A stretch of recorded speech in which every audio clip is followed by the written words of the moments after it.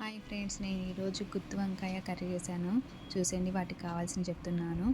వంకాయలు, టమోటా, పచ్చిమిర్చి, ఆనియన్స్, కొత్తిమీర, నిమ్మకాయ సైజ్ అంత చింతపండు, అల్లం వెల్లుల్లి పేస్టు, తెల్ల నువ్వులు తీసుకున్నాను. ఇంకన్నీ కట్ చేసుకొని ఒక మిక్సీ తీసుకొని వేయించిన ధనియాలు, నువ్వులు, టమోటా, ఆనియన్స్, కొత్తిమీర, 3 స్పూన్ పల్లీల పొడి తీసుకున్నాను. పల్లీల పొడి లేకపోతే మీరు పల్లీలను వేయించి వేసుకోవచ్చు.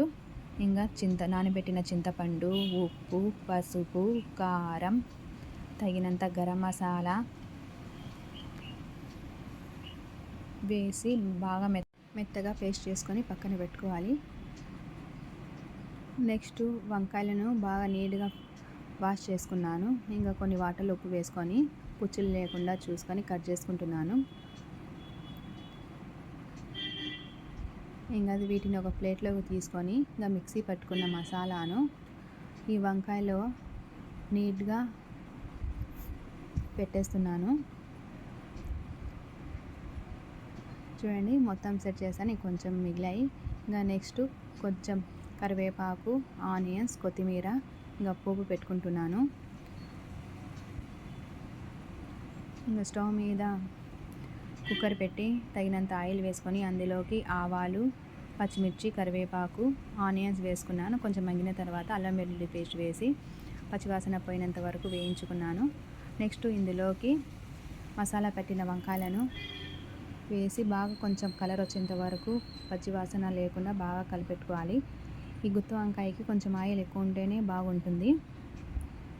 చూడండి, మగ్గిపోయినాయి. ఇంకా ఇందులోకి నేను మిగిలిన మసాలాలను కూడా వేసి ఈ మసాలా కూడా పచ్చివాసన పోయినంత వరకు కొంచెం వాటర్ వేసుకుని, కొత్తిమీర, కొంచెం వాటర్ వేసుకొని ఆ మసాలా కూడా బాగా వేగేంత వరకు వేయించుకున్నాను. ఇంకా నెక్స్ట్ అందులోకి తగినంత వాటర్ వేసుకున్నాను.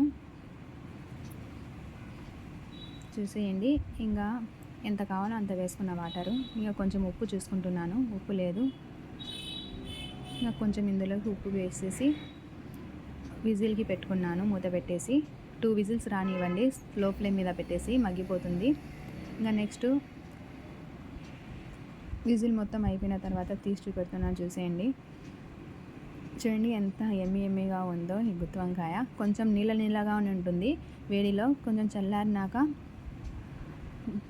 పల్చగా లేకుండా కొంచెం గ్రేవీగా అయిపోతుంది. ఓకేనా ఫ్రెండ్స్, ఇలా ట్రై చేయండి. చాలా సింపుల్గా సూపర్గా ఉంటుంది ఈ వంకాయ కూర. నా వీడియో కనుక నచ్చితే సబ్స్క్రైబ్ చేయండి, షేర్ చేయండి, కామెంట్ చేయండి.